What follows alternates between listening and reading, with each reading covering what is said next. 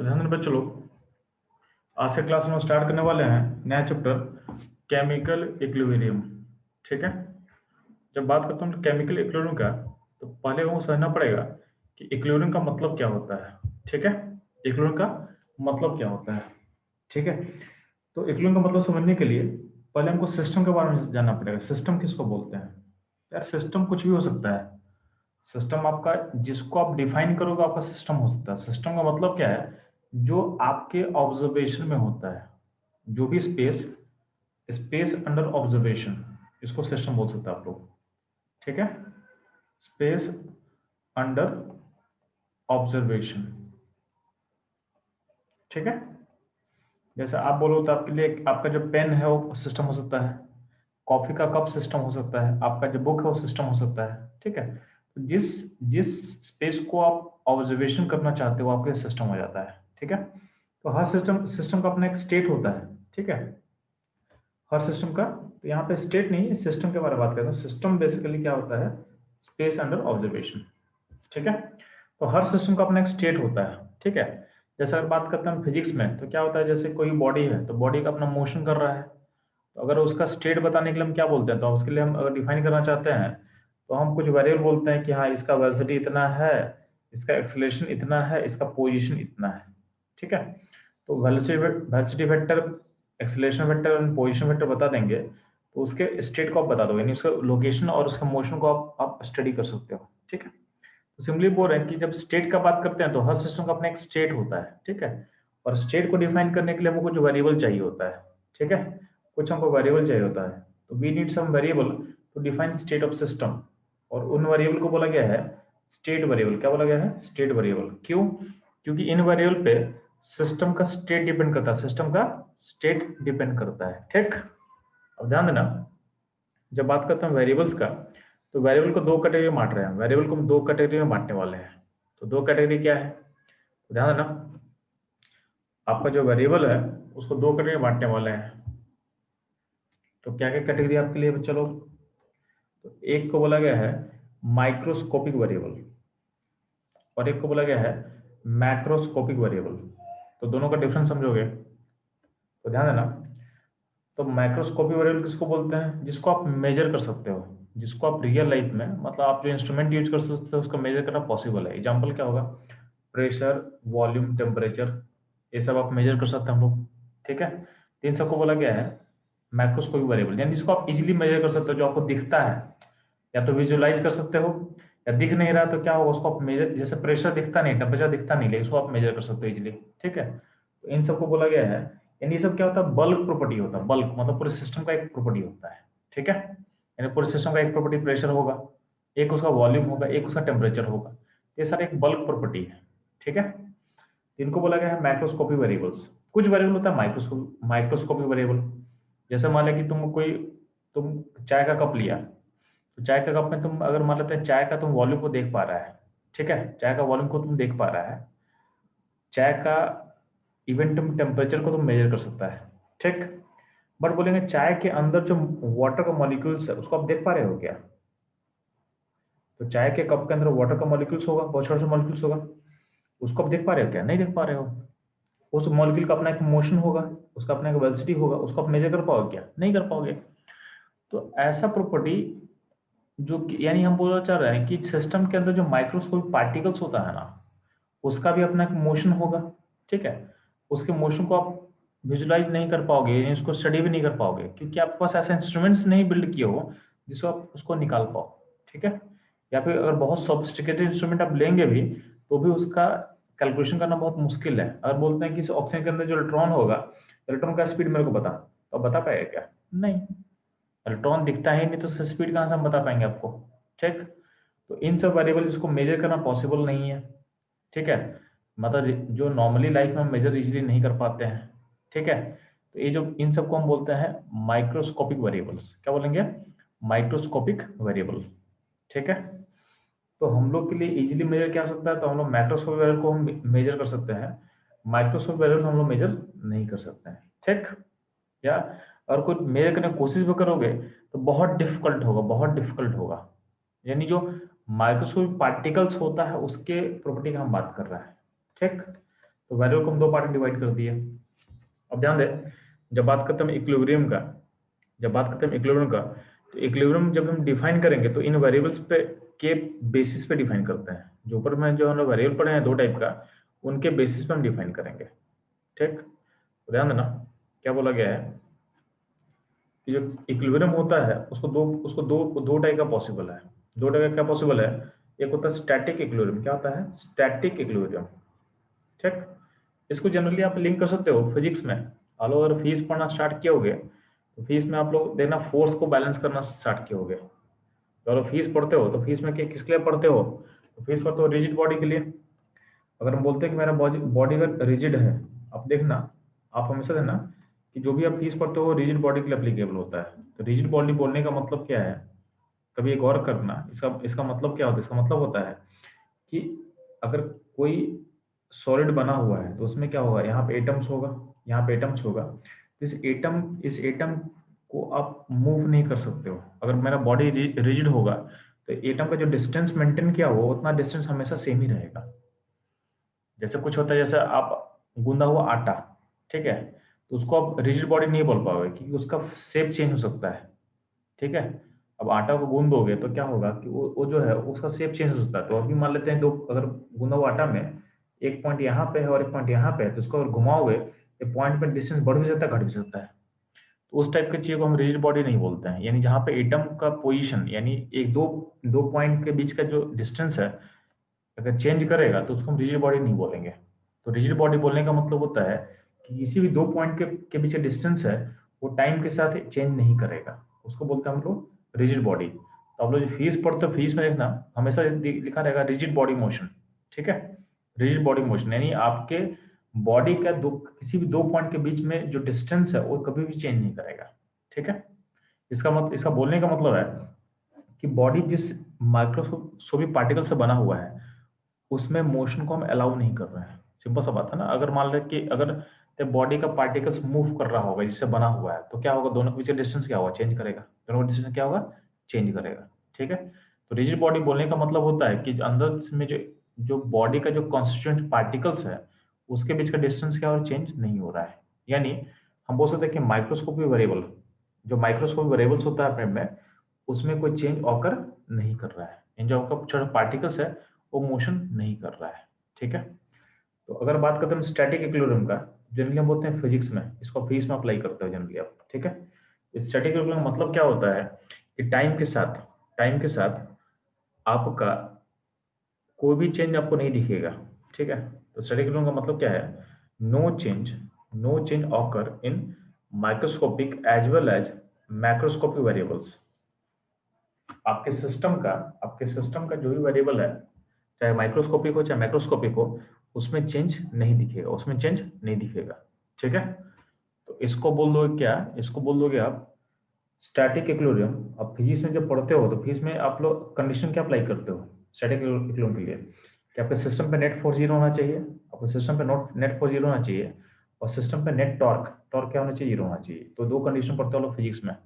और आप आपसे पूछा जाएगा कि किसी बॉडी का इक्विलिब्रियम को डिफाइन कैसे करेंगे, इन बॉडी इक्विलिब्रियम में है तो आप क्या कंडीशन क्या बोलोगे, तो आप बोलोगे आपका फोर्स जीरो होना चाहिए और आपका टॉर्क भी जीरो होना चाहिए। सिर्फ फोर्स जीरो होने से बॉडी इक्विलिब्रियम पे कभी नहीं आता है। आप लोग पढ़ोगे जब रोटेशनल आपको पढ़ाया जाएगा, रोटेशनल, तो आप समझोगे इस चीज को कि नेट फोर्स जीरो हो तो भी बॉडी मूव कर सकता है, यानी बॉडी रोटेट कर सकता है। ठीक है, तो अगर बॉडी को इक्विलिब्रियम में लाना है तो आपको फोर्स को भी जीरो करना पड़ेगा और टॉर्क को भी जीरो करना पड़ेगा। ठीक है, तो फिजिक्स का इक्विलिब्रियम कंडीशन इसको हम लोग बोलते हैं। ठीक, अगर हम बात करते हैं डायनेमिक इक्विलिब्रियम का, तो इक्विलिब्रियम का एक और टाइप होता है डायनेमिक इक्विलिब्रियम। ठीक, तो डायनेमिक इक्विलिब्रियम का मतलब क्या होता है, समझ इसको यहाँ पे ध्यान से। तो डायनेमिक इक्विलिब्रियम का मतलब क्या होता है कि ऐसा ऐसा इक्विलिब्रियम, ठीक है, पहली बात देखो डायनेमिक इक्विलिब्रियम जो होता है वो केमिस्ट्री में एप्लीकेबल होता है। यानी केमिस्ट्री का जो इक्विलिब्रियम जो होगा वो डायनेमिक नेचर का होगा। क्या होगा, डायनेमिक नेचर का होगा। इसका मतलब क्या होता है, with respect to time, and time के रिस्पेक्ट में आपके मैक्रोस्कोपिक वेरिएबल में कोई भी चेंज ऑकर नहीं करेगा। तो with respect to time no change occur in macroscopic variable.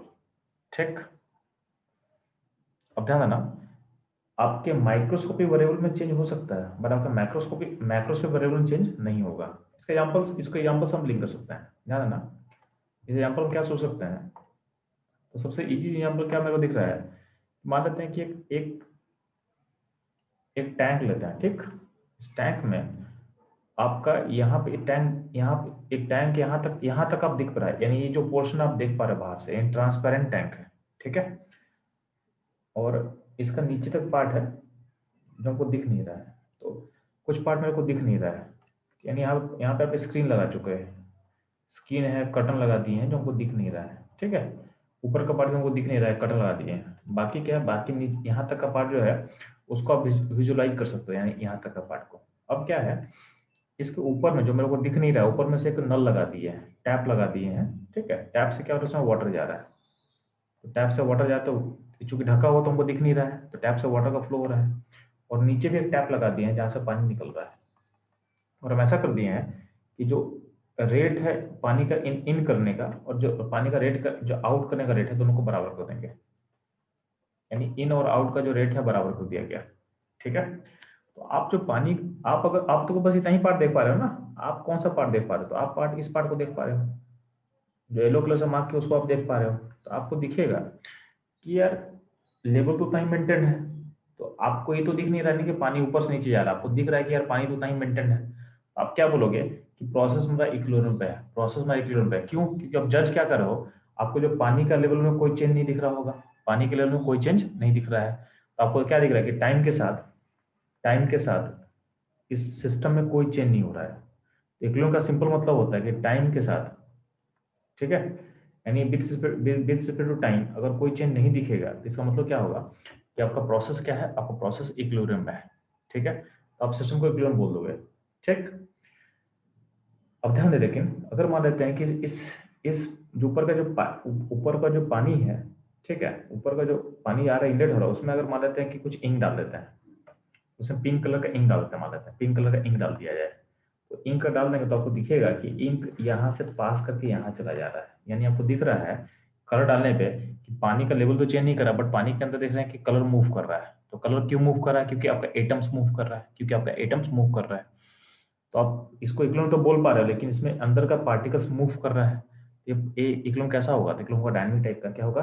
ये होगा डायनामिक इक्विलिब्रियम होगा, ये होगा डायनामिक इक्विलिब्रियम का नेचर, मतलब एग्जांपल हो सकता है, ठीक है। तो एक्चुअली इसमें जो आपका जो विजुअल प्रॉपर्टी है, यानी जिसको विजुलाइज कर सकते हो जिस वेरिएबल को, उसमें कोई चेंज नहीं हो रहा है, लेकिन अंदर का आइटम मूव कर रहा है, अंदर का आइटम मूव कर रहा है, तो इसको हम क्या बोलेंगे? इसको बोलेंगे हम लोग डायनामिक इक्विलिब्रियम। क्या बोलेंगे? Dynamic equilibrium. यानी चेंजेस हो रहा है, बट नेट चेंज क्या है? नेट चेंज जीरो है, नेट चेंज क्या है? जीरो है, ठीक है। ये होता है आपका डायनामिक इक्विलिब्रियम। ये होपफुली आपको एग्जांपल से चीज समझ में आ गया होगा, ठीक।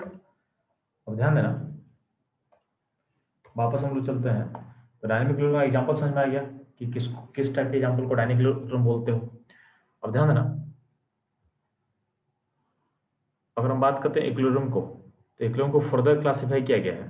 तो अभी तक हम इक्विलिब्रियम का क्लासिफिकेशन पढ़े हैं, static and dynamic, on the basis of change in variable, microscopic and macroscopic variable के बेसिस पे चेंज पे, उसे दो पार्ट में पढ़े थे, ठीक है। इसके अलावा ध्यान देना कि इक्विलिब्रियम के पॉइंट, यानी इक्विलिब्रियम का जो पॉइंट है, उसके बेसिस पे इक्विलिब्रियम को तीन पार्ट में बांटा गया है, उसके बेसिस पे उसको तीन पार्ट में बांटा गया है, ठीक है। तो पहला पॉइंट क्या बोला गया है? तो पहला जो क्लासिफिकेशन है उसको क्या बोला गया है? तो ध्यान देना, तो पहला को बोला गया स्टेबल इक्विलिब्रियम। क्या बोला गया है? Stable equilibrium. सेकंड क्लास को बोला गया है, ये सेकंड टाइप हो सकता है न्यूट्रल इक्विलिब्रियम, और थर्ड को बोला गया है अनस्टेबल इक्विलिब्रियम। तो इसको एग्जांपल से आपको समझा रहे हैं। मान ले आपके सामने एक वेसल लेटर है। वेसल का टाइप कैसा है? तो वेसल का टाइप ऐसा है, इस तरीके का, यहाँ देखो दिख रहा है आपको, इस टाइप का वेसल आपको दिख रहा होगा, ठीक। इस वेसल में दिख रहा होगा, तो ये ओवल सा का वेसल दिख रहा है आपको। इस वेसल में अगर बॉल ऊपर रखेंगे, तो बॉल अल्टीमेटली ऊपर जाकर नीचे जाकर अल्टीमेटली रुकेगा कहाँ पे? स्टॉप कहाँ पे करेगा? स्टॉप यहाँ पे करेगा, स्टॉप यहाँ पे करेगा, बॉटम पे, ठीक है। तो बॉटम पे जहाँ पे रुकेगा वहाँ पे क्या होगा? वहाँ पे इक्विलिब्रियम अचीव कर रहा है, वहाँ पे इक्विलिब्रियम को अचीव कर रहा है, तो उसको बोलते हैं पॉइंट ऑफ इक्विलिब्रियम है। क्या है? पॉइंट ऑफ इक्विलिब्रियम है, ठीक। तो इस तरह का जो इक्विलिब्रियम पॉइंट है, अगर बॉल नीचे है तो बॉल को अगर दोबारा ऊपर उठा लो, बॉल को यहाँ से दोबारा ऊपर उठा के अगर मान लेते हैं यहाँ पहुंचा दिया, यानी इक्विलिब्रियम को डिस्टर्ब कर दिया, मतलब बॉल नीचे जाकर रुक चुका था, उसको दोबारा उठाकर हम डिस्टर्ब कर दिए। तो डिस्टर्ब करने के बाद भी क्या होगा, अब ध्यान देना, इसको डिस्टर्ब, इसको दोबारा तुम छोड़ोगे तो वापस ये कहाँ पे रुकेगा, यहीं पे आके रुकेगा, यहीं पे आके रुकेगा। इसका मतलब जो इक्विलिब्रियम का जो पॉइंट है वो चेंज, उसमें कोई चेंज नहीं हो रहा है, मतलब जो पॉइंट ऑफ इक्विलिब्रियम है do not changes with respect to time, यानी आप उसको डिस्टर्ब भी करोगे या टाइम के साथ कुछ और भी सोचोगे, तब भी आपका जो इक्विलिब्रियम पॉइंट है वो चेंज नहीं करेगा। ये किसका नेचर होता है, ये होता है स्टेबल इक्विलिब्रियम का, यानी स्टेबल इक्विलिब्रियम उसको बोलते हैं जिसमें आपका जो पॉइंट ऑफ इक्विलिब्रियम है उसमें कोई चेंज नहीं होगा। तो यहाँ समझाया हुआ है कि if you disturb the equilibrium it will again attain equilibrium at same point, यानी उसी पॉइंट पे आके रुके अब दोबारा, उसमें कोई चेंजेस उस पॉइंट में ऑकर नहीं करेगा। ठीक, अगर बात करते हैं हम लोग न्यूट्रल इक्विलिब्रियम का, तो न्यूट्रल इक्विलिब्रियम किसको बोलते हैं, तो जैसे मान लें कि प्लेन सरफेस पे बॉल ले लिए, ठीक है, तो प्लेन सरफेस बॉल यहाँ पे रुका हुआ है मान लेते हैं, ठीक, अब इसको तुम थोड़ा सा धक्का मार दो, थोड़ा सा, ठीक है, धक्का मारोगे तो क्या करोगे, बॉल मूव करेगा आगे, और बॉल मूव करके फिर से कहीं और जाकर रुक जाएगा, यानी आप इक्विलिब्रियम पॉइंट को डिस्टर्ब किए तो आपका बॉल दोबारा इक्विलिब्रियम पॉइंट पे आ गया, बट अगली बार जो इक्विलिब्रियम पॉइंट आएगा वो पहले वाला पॉइंट नहीं था, कुछ किसी दूसरे पॉइंट पे आ रहा है, यानी आपका जो अगला इक्विलिब्रियम पॉइंट है, यानी बॉल दोबारा इक्विलिब्रियम पे आएगा लेकिन पॉइंट जो होगा डिफरेंट होगा, पॉइंट होगा क्या होगा, डिफरेंट होगा, सेम पॉइंट पे इक्विलिब्रियम नहीं आएगा। ठीक है, तो बोला गया it will again attain equilibrium but at different point, तो इस टाइप के इक्विलिब्रियम को बोला जाता है न्यूट्रल इक्विलिब्रियम। क्या बोलता है, इसको बोला गया है न्यूट्रल इक्विलिब्रियम, यानी आपका इक्विलिब्रियम पॉइंट को डिस्टर्ब करेंगे, दोबारा सिस्टम इक्विलिब्रियम पॉइंट पे आएगा, बट जो पॉइंट ऑफ इक्विलिब्रियम होगा वो चेंज कर जाएगा। स्टेबल में क्या था, आपका पॉइंट ऑफ इक्विलिब्रियम चेंज नहीं करेगा, सेम पॉइंट से ही रहेगा। ठीक है, अब ध्यान देना, जो स्टेबल इक्विलिब्रियम का जो पॉइंट होता है ना, उस पॉइंट को बोला गया पॉइंट ऑफ मिनिमम एनर्जी, यानी इस पॉइंट पे सिस्टम सबसे स्टेबल होता है, और उसका एनर्जी क्या होगा, सबसे मिनिमम होगा, क्या होगा, सबसे मिनिमम होगा। ठीक, अब ध्यान देना, अगर हम बात कर रहे हैं तो ध्यान देना यहाँ पे, अगला है अनस्टेबल इक्विलिब्रियम, लास्ट टाइप है इक्विलिब्रियम का अनस्टेबल इक्विलिब्रियम। तो अनस्टेबल इक्विलिब्रियम किसको बोलते हैं, तो यहाँ पे एग्जांपल समझाया हुआ है कि यहाँ पे इस टाइप का सिस्टम बना हुआ है, उसके टॉप में बॉल को रखे हुए हैं, बॉल को बहुत कॉशन के साथ ऊपर स्टॉप करके, मतलब इस तरह इसको रोका हुआ है, यानी यहाँ पे बॉल क्या स्टैटिक है, लेकिन बॉल को कोई धक्का मार देगा हल्का सा, तो क्या बॉल फिर रुकेगा। मान लेते हैं सरफेस अगर अगर इन्फिनिटी तक चला गया इस तरीके से, तो बॉल यहाँ से अगर तुम धक्का मार दिया हल्का भी, तो क्या होगा, नीचे गिरते चला जाएगा, यानी एक बार अगर वहां से कोई हल्का सा डिस्टर्ब कर देगा तो दोबारा इक्विलिब्रियम पॉइंट को अचीव नहीं करेगा वो, मतलब नीचे गिरते चला जाएगा, तो बैक आने का तो बात ही नहीं उठता है, दोबारा पीछे आएगा ही नहीं, और इक्विलिब्रियम को दोबारा अचीव भी नहीं करेगा। तो इस टाइप के इक्विलिब्रियम को बोला गया है अनस्टेबल इक्विलिब्रियम। और इस जो अनस्टेबल इक्विलिब्रियम का जो पॉइंट होता है वो पॉइंट ऑफ मैक्सिमम एनर्जी होता है, यानी उस पॉइंट पे सिस्टम का एनर्जी मैक्सिमम होगा, क्या होगा, सिस्टम का एनर्जी मैक्सिमम होगा। ठीक, अब ध्यान देंगे बच्चा,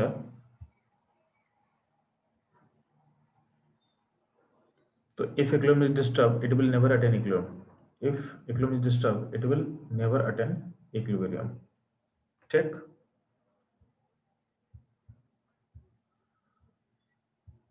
अब ध्यान देना, तो ये हो गया इक्विलिब्रियम का टाइप। अब हम बात करें केमिकल इक्विलिब्रियम का, तो केमिकल इक्विलिब्रियम क्या होता है, तो ध्यान देना, जब बात करें हम केमिकल इक्विलिब्रियम का, तो केमिकल इक्विलिब्रियम जो होता है वो स्टेबल इन नेचर होता है, स्टेबल एंड डायनेमिक, यानी केमिकल इक्विलिब्रियम क्या होगा, स्टेबल होगा, डायनेमिक इन नेचर होगा। स्टेबल का मतलब इसका जो इक्विलिब्रियम पॉइंट है वो फिक्स होगा, अगर आप इक्विलिब्रियम को डिस्टर्ब भी करोगे तो क्या होगा, वापस इक्विलिब्रियम पॉइंट सेम पॉइंट, यानी वापस सिस्टम उसी इक्विलिब्रियम पॉइंट पे वापस आ जाएगा। तो स्टेबल का मतलब ये होता है। डायनेमिक का मतलब क्या है कि इसका जो माइक्रोस्कोपी वेरिएबल है वो चेंज कर सकता है। ठीक है, माइक्रोस्कोपी वेरिएबल क्या हो, चेंज कर सकता है। तो chemical equilibrium is stable and dynamic in nature provided, कब, जब टेम्परेचर कांस्टेंट होगा, यानी टेम्परेचर में चेंज नहीं करोगे तब का बात है। अगर आप टेम्परेचर को चेंज करोगे तो क्या होगा, तो टेम्परेचर को चेंज करने से क्या होता है कि इसका जो स्टेबल नेचर है वो चेंज हो जाएगा न्यूट्रल पे। ठीक है, आप टेम्परेचर को चेंज कर दोगे तो केमिकल इक्विलिब्रियम का नेचर न्यूट्रल हो जाएगा, यानी इसका इसका जो नया इक्विलिब्रियम पॉइंट होगा वो कुछ नया डिफरेंट हो जाएगा, यानी पहले वाला नहीं रहेगा। ठीक है, और क्या होगा, डायनेमिक हो जाएगा, यानी जब टेम्परेचर चेंज कर देंगे तो इसका नेचर बिकम कर जाएगा न्यूट्रल एंड डायनेमिक। न्यूट्रल का मतलब अब जो इक्विलिब्रियम पॉइंट होगा पहले वाले इक्विलिब्रियम पॉइंट से कुछ अलग होगा, कुछ डिफरेंट होगा, ठीक है। तो ऊपर का जितना भी एग्जांपल लिए थे उसमें जो इक्विलिब्रियम पॉइंट था उसको आप देख पा रहे थे, उसको आप विजुलाइज कर पा रहे थे, ठीक है। उसको आप देख पा रहे थे, उसको आप विजुलाइज कर पा रहे थे। जैसे यहाँ देखिएगा, यहाँ पे जो पॉइंट्स आपको दिख रहा है कि हाँ ठीक है यहाँ पे इक्विलिब्रियम अचीव होगा, तो उसको आप देख पा रहे हो, विजुलाइज कर पा रहे हो। तो ये फिजिक्स का एग्जाम्पल्स लिया हुआ है, ठीक है। केमिस्ट्री में क्या होता है, केमिस्ट्री का इक्विलिब्रियम पॉइंट आप देख नहीं पाओगे, ठीक। केमिस्ट्री का इक्विलिब्रियम पॉइंट आप देख नहीं पाओगे, क्योंकि केमिस्ट्री का जो इक्विलिब्रियम पॉइंट होता है वो एक मैथमेटिकल पॉइंट होता है, ठीक है। तो अगर बात करें हम केमिकल इक्विलिब्रियम का, तो इन chemical equilibrium the point of equilibrium is a mathematical point. ये फिजिकल पॉइंट नहीं है जिसको आप देख पाओगे, मैथमेटिकल पॉइंट होता है, इसको हम बोलते हैं के इक्विलिब्रियम। क्या बोलते हैं? के इक्विलिब्रियम, ठीक है। तो केमिकल इक्विलिब्रियम का जो पॉइंट होता है, इन पॉइंट ऑफ इक्विलिब्रियम होता है, उसको बोलते हैं मैथमेटिकल पॉइंट होता है। बेसिकली एक रेशियो होता है। क्या होता है? एक रेशियो होता है, आगे हम समझेंगे रेशियो क्या होता है, ठीक है। इसको इसको आप देख नहीं सकते हो, ये कोई फिजिकल पॉइंट नहीं है कि इसको आप विजुलाइज कर सकते हो, ये चीज ध्यान देना। तो केमिस्ट्री का जो इक्विलिब्रियम पॉइंट होता है वो क्या होता है? मैथमेटिकल पॉइंट होता है, ठीक। अब उसको डिफाइन कैसे करेंगे? तो उसे डिफाइन करने से पहले आपको थोड़ा समझना है कि केमिकल इक्विलिब्रियम का को समझना है थ्रू इवोपोरेशन प्रोसेस। तो आपके सामने यहाँ पे 3 सिस्टम लेके हम दिखा दिए हैं, और इसके बेसिस पे आपको हम केमिकल इक्विलिब्रियम समझाने का कोशिश कर रहे हैं, ठीक है। तो आप देखोगे यहाँ पे क्या बोला हुआ है कि understanding of chemical equilibrium through evaporation process in a close vessel. कहाँ पे? Close vessel at constant temperature, यानी टेम्परेचर को कांस्टेंट रखा गया है, टेम्परेचर को कांस्टेंट रखा गया है। तो यहाँ पे 3 वेसल लिया गया है, यहाँ पे 3 वेसल लिया गया है, और तीनों का जो डायमेंशन है क्या है? आइडेंटिकल है, यानी उसका लेंथ ब्रेथ हाइट सब कुछ सेम है, सब कुछ सेम है, ठीक है। और तीनों में वाटर डाल रहे हैं। क्या डाल रहे हैं? तीनों में हम वाटर डाल रहे हैं, ठीक। और वाटर जो हम ऐड कर रहे हैं, तो वाटर का जो मॉलिक्यूल्स है वो फिक्स है, मॉलिक्यूल है उसको हम भी सेम अमाउंट डालने वाले हैं। तो आपका इसका शेप साइज क्या आइडेंटिकल है, और इसमें जो वाटर का जो मॉलिक्यूल्स होगा उसका भी अमाउंट क्या होगा? सब में सेम होगा। तो मान लेते हैं कि सारे में 1000 मॉलिक्यूल हम ऐड करने वाले हैं, सब में 1000 मॉलिक्यूल वाटर का हम ऐड करने वाले हैं। लेकिन जो मॉलिक्यूल जो ऐड करेंगे उसका स्टेट हर जगह अलग अलग होगा। जैसे एग्जाम्पल देखोगे, पहले वाले में स्टेट लिया गया है कि सबका सब अगर लिक्विड होगा तो क्या होगा। दूसरे वाले में क्या है कि आधा को लिक्विड में लिए हैं, आधा को गैस में लिए हैं, यानी उसको डाला गया है, ठीक है।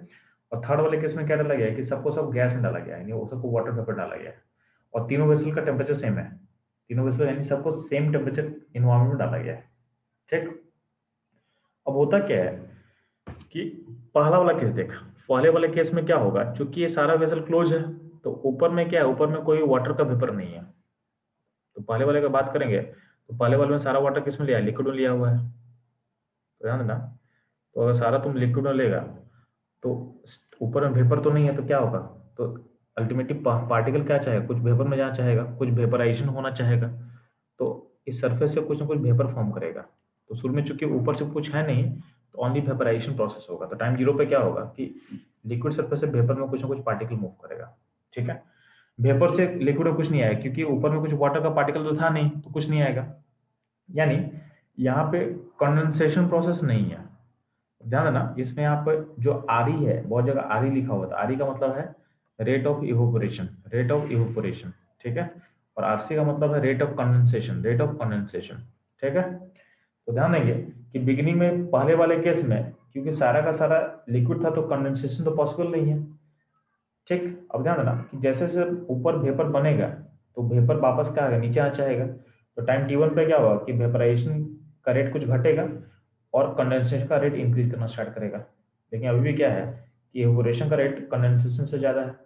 टी2 पे देखोगे तो यहाँ पे वेपराइजेशन का रेट घटा कुछ, और कंडेंसेशन का रेट कुछ इंप्रूव हुआ। अल्टीमेटली क्या होगा? टाइम टी3 पे जाकर देखोगे तो दोनों रेट क्या हो? बराबर हो गया। दोनों रेट क्या होगा? बराबर हो जाएगा। तो दोनों जब बराबर हो जाएगा, उस पॉइंट के बाद कोई भी विजुअल चेंज आपको नहीं दिखेगा। उसके बाद आपको कोई विजुअल चेंज आपको नहीं दिखेगा। एंड टाइम टी3 के बाद अगर रेट दोनों बराबर हो गया है, तो क्या होगा? इसको बोलते हैं कि आपका इक्विलिब्रियम पॉइंट अचीव हो चुका है, आपका इक्विलिब्रियम पॉइंट अचीव हो चुका है, ठीक है। इक्विलिब्रियम पॉइंट कब अचीव होगा? इस प्रोसेस में जब वेपराइजेशन और कंडेंसेशन का रेट क्या होगा? बराबर हो चुका होगा, ठीक है। इस पॉइंट पे देखोगे तो अगर बिगिनिंग में वाटर का लेवल अगर कुछ यहाँ पे था, और मान लेते हैं वाटर का लेवल कुछ यहाँ पे था, ठीक है। तो अगर आप देखते हो कि यहाँ से कुछ ना कुछ घटेगा, कुछ घटेगा, तो जो घटेगा तो उसको डॉटेड लाइन से बना दिए हैं। यानी जब इक्विलिब्रियम अचीव होगा तो आपको वाटर का लेवल कुछ ना कुछ डिक्रीज करेगा, ठीक है। ये हुआ जब प्योर आपका सारा का सारा स्टेट अगर लिक्विड स्टेट में आप इसमें इनपुट डालोगे तो, ठीक। सेकंड केस का बात करते हैं। सेकंड केस में क्या बोला गया कि आधा वाटर लिक्विड में, आधा वाटर वेपर में है, तो उसमें क्या होगा, तो उसमें बस समझाया गया है कि बिगिनिंग मान लेते हैं कि कुछ, अब दोनों दोनों में है तो मान लेते हैं कि कंडेंस इवेपोरेशन ज्यादा होगा, कंडेंसेशन कम होगा, ठीक है। ऐसे करते करते धीरे धीरे क्या होगा कि कंडेंसेशन और इवेपोरेशन का रेट क्या होगा, बैलेंस कर जाएगा, क्या होगा, बैलेंस कर जाएगा। तो बैलेंस करे तो क्या होगा, इक्विलिब्रियम पॉइंट अचीव हो चुका है, ठीक। इसमें भी क्या है कि धीरे धीरे क्या होगा, वाटर का लेवल कहाँ पे आके रुकेगा, तो मान लेते हैं कुछ ऊपर बढ़ गया, कुछ ऊपर बढ़ गया, रुका है, ठीक है। और ध्यान देना, अगर मान लेते हैं कि पूरा का पूरा, अगर मान लेते हैं कि सारा गैस में लोगे यानी वेपर में डालोगे वाटर को, तो उसमें भी क्या होता है कि बिगनी में क्या होगा, सारा का सारा क्या होगा, सारा सारा क्या होगा, कंडेंस करेगा। आगे मूव करो तो क्या होगा, कुछ कुछ इवेपोरेट करेगा और कंडेंस भी करेगा, और फिर क्या होगा, इवेपोरेशन और कंडेंसेशन का रेट क्या होगा, बराबर हो जाएगा। तो इस पॉइंट पे जब अचीव करेगा तो जो वाटर का लेवल है वो यहाँ तक पहुंच जाएगा। आपको बताना क्या चाहते हैं कि आप तीनों में, अगर अगर तीनों में अलग अलग कंडीशन, आपका जो बिगिनिंग पॉइंट है अलग अलग है। पहले में प्योर लिक्विड है, सेकंड में लिक्विड प्लस गैस का मिक्सचर था, और थर्ड में क्या है, प्योर गैस था, ठीक है। यानी बिगिनिंग का पॉइंट अलग अलग है तीनों केसेस में। लेकिन आप लॉजिकली सोचो ना कि आप मान लेते हैं कि आपके पास 1 लीटर पानी है, ठीक है, और 1 लीटर पानी को आप 3 अलग अलग वेसल में डाल रहे हो, उसका स्टेट अलग अलग है। मान लेते हैं उसका स्टेट है, किसी में गैस है, किसी में लिक्विड प्लस गैस का मिक्सचर है, किसी में मान लेते हैं लिक्विड है। अब टेम्परेचर मान लेते हैं 25 डिग्री है, तो आप सोचो कि 2 दिन के बाद आओगे, तो 2 दिन के बाद आपको समझ में आ रहा है ना कि वाटर का लेवल सब में सेम ही रहेगा। अगर मान लेते हैं अमाउंट सेम डाले हो और वेसल का टाइप सेम है, यानी वेसल आइडेंटिकल है, तो आपको किसी में भी अलग अलग नहीं दिखेगा। मतलब जब इक्विलिब्रियम अचीव हो, मान लेते हैं उसको 1 साल के बाद आके देखना, अगर वाटर कहीं बाहर नहीं लीक नहीं कर रहा होगा तो 1 साल के बाद आके चेक करना। 1 साल के बाद अगर टेम्परेचर सबके लिए सेम रहेगा, तो आप अल्टीमेटली वाटर का क्वांटिटी अगर सेम ही रहेगा तो आपको सेम ही चीज दिखेगा। इसको और सिंपल सोच सकते हो कि अगर मान लेते हैं कि 1 लीटर वाटर है, उसका स्टेट अलग अलग है 3 केसेस में, और सबको तुम पहुंचा दो 0 डिग्री पे, यानी सबको आइस बनाना है, तो आइस का वॉल्यूम सब में क्या होगा, सेम ही दिखेगा आपको। यानी हम बोल रहे हैं कि टेम्परेचर कांस्टेंट रहेगा तो सब अमाउंट अल्टीमेटली एक कॉमन चीज को ही लीड करेगा, एक कॉमन चीज को ही लीड करेगा, ठीक। हाँ, उस कॉमन चीज को अचीव करने में टाइम जो होगा अलग अलग होगा। टाइम का जो अटेनमेंट है, यानी जो टाइम टेक करेगा उस पॉइंट को अचीव करने का, वो टाइम अलग अलग हो सकता है, वो टाइम अलग अलग हो सकता है, ठीक।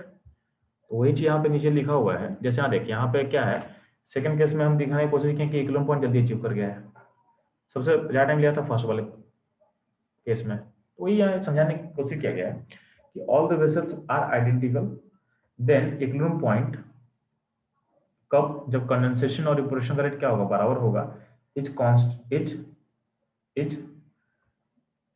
Is constant at constant temperature, यानी टेम्परेचर जब कांस्टेंट होगा तो सब में क्या होगा, वाटर का लेवल जो है सब में सेम रहेगा इन ऑल वेसल। इससे इसका बोलने का मतलब सिंपली है कि जो वाटर का लेवल जो फाइनली अचीव करने वाले हो सारे वेसल में, वो सेम रहेगा अगर आपका टेम्परेचर कांस्टेंट हो तब, ठीक है। इतनी चीज, और एक और पॉइंट लिखा हुआ है, it is worth noting that time to attain equilibrium can be different in all cases. यानी टाइम, आपका इक्विलिब्रियम जो पॉइंट अचीव करता है सेम पॉइंट अचीव कर रहा है, बट जो टाइम ऑफ अटेनमेंट है वो डिफरेंट हो सकता है, वो डिफरेंट हो सकता है, ठीक। इसको आप सोच सकते हो, और ध्यान देंगे। अब अगला अगला चीज होता है कि इक्विलिब्रियम पॉइंट हम किसको बोलेंगे, ठीक है। तो how to define equilibrium point, equilibrium point को डिफाइन कैसे करते हैं वो भी हमको समझना पड़ेगा। इक्विलिब्रियम पॉइंट को डिफाइन कैसे करना है ये भी हमको जानना है, ठीक। तो ध्यान देना, अगर हम बात करते हैं इक्विलिब्रियम पॉइंट को जानने का, तो ध्यान दोगे कि इसको समझने के लिए हम इवेपोरेशन प्रोसेस का यूज करने वाले हैं। तो हम एक केस लेंगे जहाँ पे वाटर लिक्विड से वाटर गैस यानी वेपर में जा रहा है, ठीक है। और यहाँ पे टाइम मेंशन कर दिया गया है, और यहाँ पे क्यू टी, यानी क्यू टी एक रेशियो डिफाइन किया है। क्यू टी मतलब टाइम डिपेंडेंट, टी मतलब टाइम डिपेंडेंट, एंड टाइम पे डिपेंड करने वाला है, ठीक। तो यहाँ बेसिकली टाइम है, H2 लिक्विड H2 वेपर में एक इक्वेशन लिखा हुआ है। यहाँ पे क्यूटी क्या है, तो वाटर यानी वेपर में जितना वाटर है डिवाइडेड बाई लिक्विड में कितना वाटर होगा, इसका रेशियो है। तो क्यू टाइम, यानी टी मतलब टाइम डिपेंडेंट, एंड टाइम के साथ वो चेंज कर सकता है, ठीक है। तो क्यू टी बेसिकली क्या है, तो वाटर वेपर का number divided by water and liquid state का नंबर, इस रेशियो को हम बोल रहे हैं, ठीक है। तो टाइम जीरो पे हमें जूम कर क्या कर रहे हैं, टाइम जीरो पे हमें जूम कर रहे हैं कि वाटर का नंबर जो है वो 1000 है लेफ्ट साइड में, इन लिक्विड फॉर्म में, और वेपर में 0 है, ये मान लिया। ठीक है, तो रेशियो क्यू क्या होगा, तो रेशियो हो जाएगा 0/1000 क्या हो, 0 होगा। टाइम T1 पे क्या माना गया कि इसका नंबर 800 हो गया और यहाँ पे 200 हो गया, तो रेशियो क्या हो जाएगा 200/800, तो क्या होगा 1/4 हो जाएगा, क्या हो जाएगा 1/4 हो जाएगा। टाइम T2 पे बात करें तो टाइम T2 पे क्या हुआ 700 एंड 300, तो रेशियो क्या हो जाएगा 300/700, क्या 700 क्या हो जाएगा 3/7।